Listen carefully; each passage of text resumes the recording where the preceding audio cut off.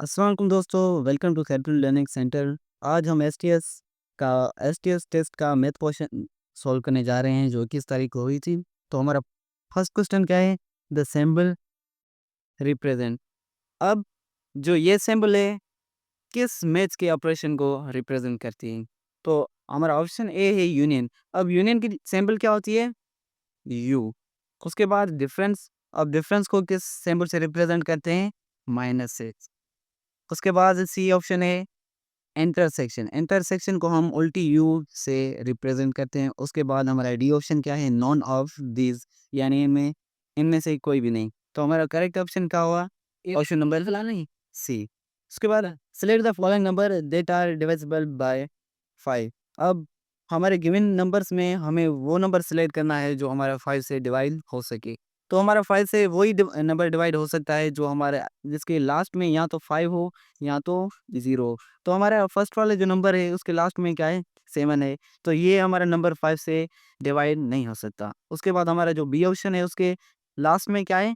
0 है। तो ये हमारा 5 से डिवाइड हो सकता है।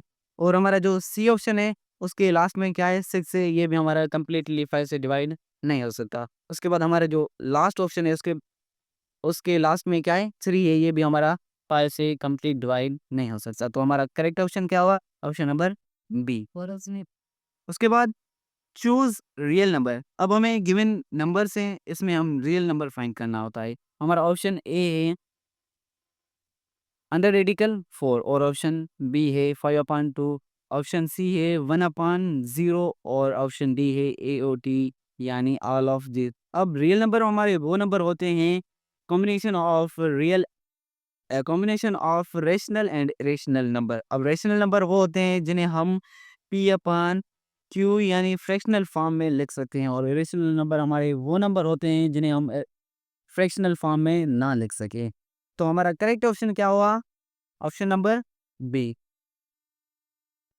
तो देखिए हमारा 1/0 जो है ना, ये हमारा फ्रैक्शन ही नहीं, क्योंकि जो हमारा डिनोमिनेटर है हमेशा कभी भी 0 के इज़ इक्वल नहीं होता है, क्योंकि ये हमारी फ्रैक्शन नहीं, ये हमारा अनकरेक्ट ऑप्शन है। उसके बाद हम आते हैं क्वेश्चन नंबर 4 पर। Correct the definition of set natural number is. अब गिवन डेफिनेशंस में नेचुरल सेट की करेक्ट डेफिनेशन क्या है? ऑल द इंटीजर्स, जो सब इंटीजर होते हैं वो, या ऑल द रियल नंबर, जा जो रियल नंबर होते हैं वो है उनकी definition all positive integers excluding 0, या एन और टी नन ऑफ दिस। तो हमारा करेक्ट ऑप्शन क्या है? सी है। और ये क्यों है? क्योंकि जो हमारा ऑल पॉजिटिव इंटीजर्स एक्सक्लूडिंग 0 जो हमारा नेचुरल सेट है वो हमारा स्टार्ट होता है 1 से होता है अनकाउंटेबल। तो हमारा करेक्ट ऑप्शन क्या होगा? Option number C.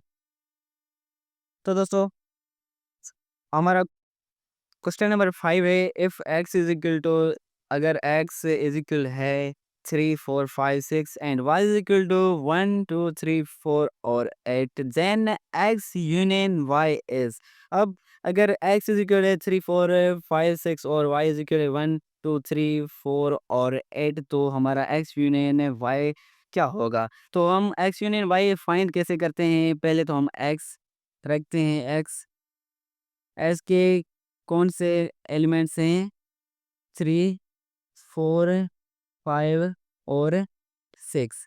तो हम इसे फाइंड करने में क्या करते हैं? यूनियन।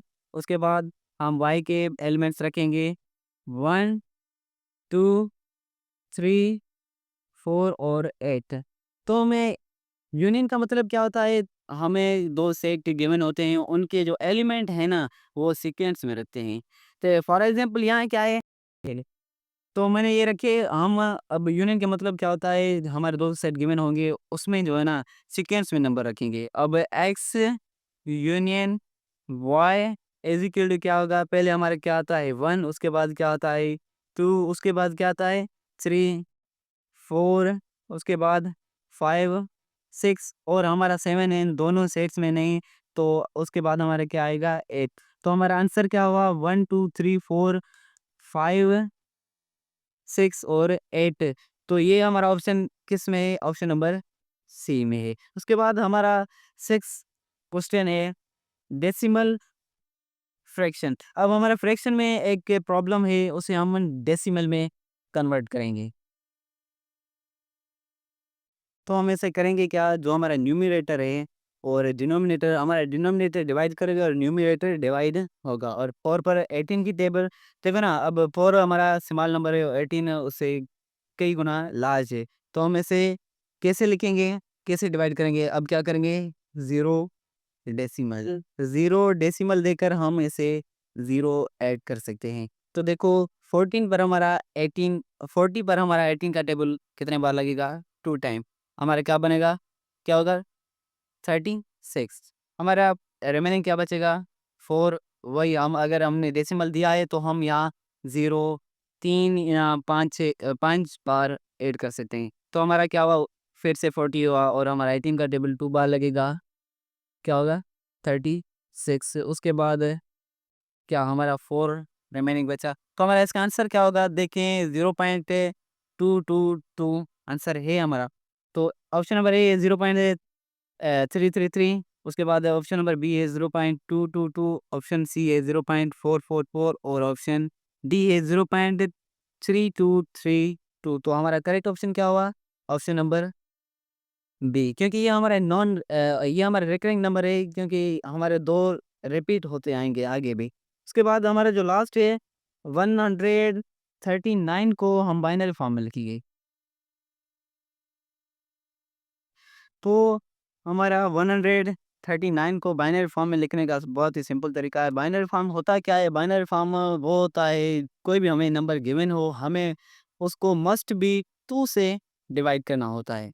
अगर 2 की टेबल लगाते हैं और रिमेनिंग हमारी कुछ बचता है तो हम उसके क्या करते हैं? माइनस देकर आगे लिखते हैं। अगर नहीं बचता तो हमें 0 भी लिखना होता है। तो देखते हैं 139 पर क्या करेंगे? 2 का टेबल लगाएँगे। अब देखो 13 पर 2 का टेबल मुकम्मल नहीं लग सकता, तो हम यहाँ क्या करेंगे? 12 पर 2 की टेबल लगाएँगे। तो 12 पर 2 की टेबल कितने बार लगेगी? 6 टाइम 2 इज़ 12। अब यहाँ हम 6 लिखेंगे, यहाँ 12 हो गया। 12 खत्म हो गया, हमारा एक बचा, एक गया यहाँ पर, तो हमारा यहाँ हो गया 19। 19 पर 2 की टेबल कितने बार लगेगी? तो 19 पर हमारी कंप्लीटली नहीं सकी लग सकती, तो हम 18 पर लगाएँगे। 18 पर हमारी कितनी बार लगेगी? 9 टाइम 2 इज़ 18, 9 टाइम 2 इज़ 18। जैसे कि मैंने आपको बताया, अगर हमारा कुछ रिमेनिंग बचता है तो माइनस की सिंबल देकर उसे आगे रखेंगे। तो हमारा यहाँ कितना हुआ? 18 पर टेबल लगी, यहाँ 19 है, तो हमारा कितना बचा? 1 बचा। तो अब हम क्या करेंगे? 69 पर भी वैसे ही 2 की टेबल लगाएँगे। अब 3 टाइम 2 इज़ 6, 3 टाइम 2 इज़ 6। अब 8 पर कितने बार लगेगी? 4 टाइम 2 इज़ 8। तो यहाँ में हमारा रिमेनिंग क्या बचा? 1 बचा, तो 1 को क्या करेंगे? माइनस देकर 1 यहाँ रखेंगे। तो हम 34 पर भी 2 की टेबल लगाएँगे। 2 की टेबल अगर 34 पर लगाएँगे। अब 3 पर हमारा क्या होता है? एक बार टेबल लगेगी। 1 टाइम 2 इज़ 2, ठीक है? उसके बाद यहाँ हम 2 पर टेबल लग गए और हमारा जो 1 बचा रिमेनिंग, वो हमारा जाएगा यहाँ। यहाँ कितना हो गए? पहले तो 4 थे, अब अगर 1 उसे आगे से ऐड करें तो हमारा क्या होगा? 14 हो गया। 14 पर हमारा 2 की टेबल कितने बार लगेगी? 7 टाइम। 7 टाइम देखो, तो इस पर मुकम्मल टेबल लग गई, कुछ नहीं बचा, तो हम यहाँ क्या करेंगे? 0 भी हमें लिखना पड़ेगा। उसके बाद 17 पर 2 की टेबल, अब 17 पर 2 की टेबल कितने बार लगेगी? 8 टाइम 2 इज़ 16, क्योंकि 17 पर कंप्लीटली नहीं लग सकती, तो 16 पर हम लगाएँ। 8 टाइम 2 इज़ 16। तो हमारा क्या बचा? 16 पे टेबल लग गई, हमारा 1 बचा, वो रिमेनिंग यहाँ पर लिखेंगे। उसके बाद हमारा 8 बचा, 8 पर 2 की टेबल, 4 टाइम 2 इज़ 8। देखो 8 पर कंप्लीटली टेबल लगे, तो कुछ नहीं बचा, हम यहाँ यूरो भी लिखना है हमें। उसके बाद 4 पर 2 टाइम 2 इज़ 4, 2 टाइम 2 इज़ 4, यहाँ 2 लिखेंगे, यहाँ भी कुछ नहीं बचा, 0। उसके बाद यहाँ क्या हुआ? 2 बचे, 2 पर 2 की टेबल कितने बार लगेगी? 1 टाइम 2 इज़ 2, यहाँ भी कुछ नहीं बचा, 0। तो हमारा आंसर है, कैसे लिखें?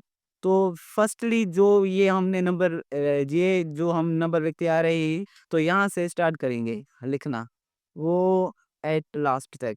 सही है। पहले क्या है हमारा, यहाँ 1 1 लिखेंगे, उसके बाद क्या है 0 0 0 1 0 1 1। तो ऐसे हम नहीं लिखेंगे, ऐसे तो लिख दिया, लास्ट में हम 2 देकर आंसर निकालेंगे। तो हमारा आंसर हुआ ये।